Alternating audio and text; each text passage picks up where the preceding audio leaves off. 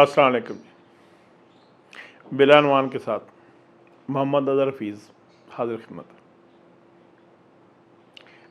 ये आज का मेरा बिलाल नवान मेरी उस्ताद मोहतरम शहनाज मलिक साहबा के लिए है, जो मेरी विजुअल आर्ट की टीचर थी नेशनल कॉलेज ऑफ आर्ट्स में। वो वक्तन फ़वक्तन मेरी तस्वीरों पर, मेरी तहरीरों पर, मेरे व्लॉग्स पर तबसरा करती रहती। उन्होंने मुझे कहा कि अज़हर, मैं तुम्हें अच्छा दास्तान गो देखना चाहती। KNCA में कुछ दिन पहले दास्तान गो आए थे, तो उन्होंने दास्तान गोई की। मुझे वो तुम्हारी तहरीरों में या तुम्हारे व्लॉग्स में मज़ा नहीं आ रहा, तो मैंने सोचा कि आज दास्तान गोई पे मैं थोड़ा सा काम कर सकूँ।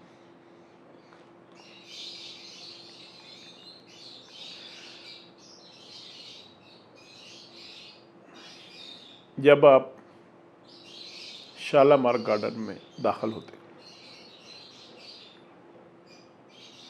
लाल रंग के पत्थर का काम है। दिया जलाने के लिए मेहराबें बनी हुई हैं। पीपल के बड़े सायादार दरख्त हैं। पानी के तालाब हैं, उनके दरमियान में रास्ते हैं और रास्तों में पानी के फुवारे लगे हुए। जब मैं सोचता हूँ कि जब पाजेब पहने शहजादियाँ वहाँ पर चलती होंगी, परिंदों की आवाज़ें साथ छन छन छन की आवाज़ें आती होंगी, और वहाँ पर कुछ ख्वाजा सरा उनके लिए पान लेकर आते होंगे, तो कैसे थप थप थप की आवाज़ आती होगी।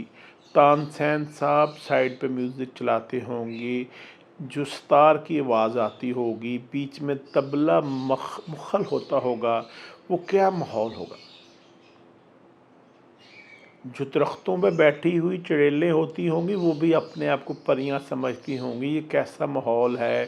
दिए जल रहे हैं, शहजादियाँ चल फिर रही हैं, और खादम और खादमानाएँ जो हैं वो वहाँ पर चीज़ें डिस्प्ले कर रही। वो चलते चलते जब लाल रंग के फ़्रॉक पहने हुए हैं, उस पर तिल्ला ज़री का काम हुआ है, उनकी रिफ्लेक्शन पानी के अंदर आती है, तो क्या हसीन दिलरुबा शक्ल होगी कि एक शहज़ादी खड़ी है और एक उसकी अक्स जो है वो पानी के अंदर आता है। ये मेरे जैसा ख्वाब देखने वाला ही महसूस कर सकता है।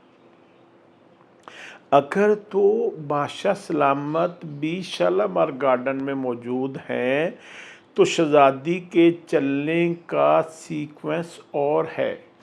वो दबे पाँव चलती है कि कहीं पे पाजेब की आवाज़ से बादशाह सलामत मुखल ना हो जाएं, उनके कानों को वो आवाज़ जो है वो बुरी ना लगे, तो वो चलती है धीमे पाँव दबे या एड़ियाँ उठाकर वो अपने पंजों पर चलती है कि कहीं बादशाह सलामत को नागवार ना गुजरे उसके पाँव की आवाज़। चूड़ियाँ पहनी हुई हैं और अपने हाथों को पकड़ा हुआ है कि चूड़ियों की जो चनचनाहट है, जो छन छन है, उससे ये जो खामोशी है, इसके अंदर से कोई आवाज़ ना आ जाए तख्लिया कि हमें अकेले छोड़ दिया जाए। अब दूसरी तरफ आप देखते हैं, बादशाह सलामत बैठे हुए हैं। यहाँ पर कोई की नहीं आ सकता, फरियादी नहीं आ सकता, क्योंकि ये शालामार बाग है। यहाँ पे बादशाह आराम करने के लिए आते हैं, अपनी आँखों के लिए आते हैं, अपने ज़ौक़ के लिए आते हैं। अब पानी के गिरने की आवाज़ आ रही है, झरने चल रहे हैं, और साथ साथ जो है ग़ुलाम जो हैं आपके लिए फूलों के हार लेके आ रहे हैं, गुलदस्ते लेके आ रहे हैं, और कुछ दो लोग मोर पंख लेकर बादशाह सलामत को हवा दे रहे हैं। एक तरफ पानी बह रहा है, फव्वारे चल रहे हैं, और मोर पंख से बादशाह को हवा दी जा रही है। तो आप सोच सकते हैं कि हबस भी नहीं होगा, हवा भी आ रही है, اور وہ مور پنکھ کی بھی آواز بادشاہ سلامت کو ڈسٹرب نہیں کر رہی، اور دور کہیں پہ ستار کے بجنے کی آواز آ رہی ہے جو بادشاہ سلامت کو اچھی لگ رہی ہے۔ اس وقت کوئی بھی چیز مخل نہیں ہو سکتی بادشاہ سلامت کے مزاج کے خلاف۔ اتنی دیر میں ملکہ آتی ہیں، سلام پیش کرتی ہیں، اور تخلیہ کی آواز آتی ہے۔ وہ دونوں بیٹھتے ہیں، دور تلک فوارے چل رہے ہیں، بیچ میں تخت بنے ہوئے ہیں، شہزادیاں گھوم پھر رہی ہیں، شہزادے گھوم پھر رہے ہیں، خادم آ جا رہے ہیں، اور بادشاہ اور ملکہ دیکھ کر خوشی کا لیکن وقت پلٹتا ہے اور اس خاموشی کے اوپر ایک اورنج ٹرین بن جاتی ہے۔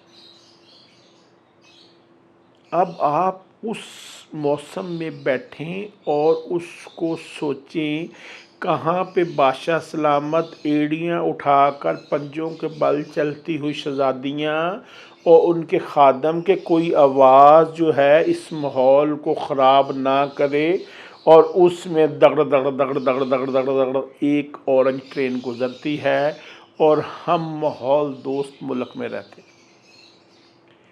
مجھے نہیں پتا کہ ماحول دوست کیا ہوتا ہے، نہ ہی مجھے سارے قدیمہ کو سنبھالنا آتا ہے۔ کہیں پہ میں نے قلعہ کے ساتھ بادامی باغ بنا دیا بس سٹینڈ، اور کہیں میں نے شالامار باغ کے ساتھ اورنج ٹرین بنا دی۔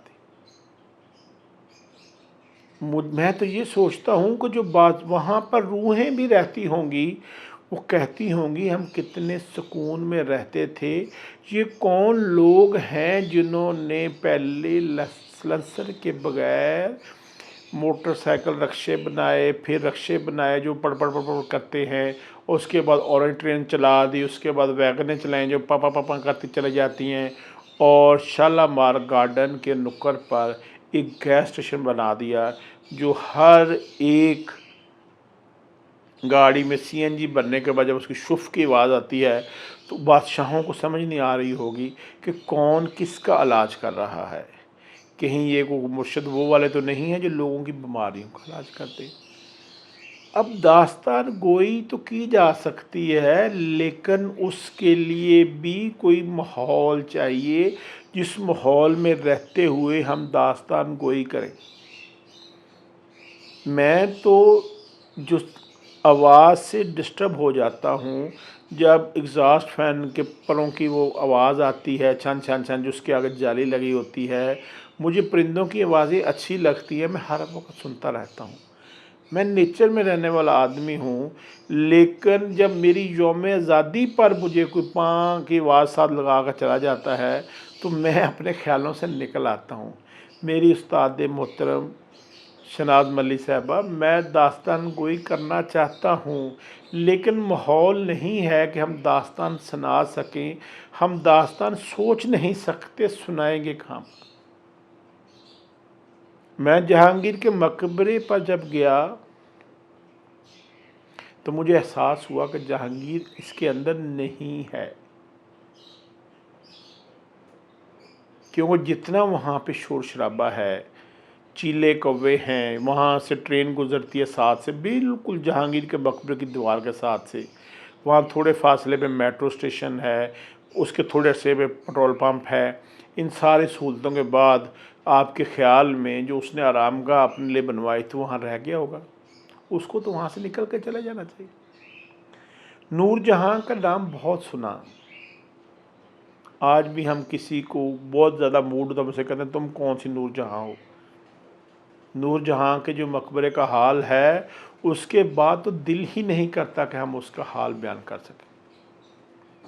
مجھے یاد ہے بہت ساری جگہوں پہ ہم کہتے ہیں کہ یہ جو ہے یہ لال پتھر کا کام ہے، آپ جا کر دیکھ لیں وہ لال پتھر جو ہے اب مٹی رنگ کا پتھر ہو گیا ہے، کیونکہ نہ ہم اس کو دھوتے ہیں نہ ہم اس کو سنبھالتے ہیں۔ یہ سارا کچھ جو ہے ہمیں عذاب میں ڈالے ہوئے ہے۔ میں اپنی استاد محترم کے لیے بار بار مختلف چیزیں ریکارڈ کروں گا ताकि उन्हें सुनने में अच्छा लगे, और मैं उस गुस्ताखी के लिए भी शर्मसार हूँ जिसकी वजह से उनकी दिल आज़ारी हुई, और मैं उम्मीद रखता हूँ कि वो वक्तन फ़वक्तन मेरी रहनुमाई करती रहेंगी जिस तरह कि वो हमेशा से करती आई। अज़हर हफीज़ के बनने में उसके उस्तादों का बहुत हाथ है।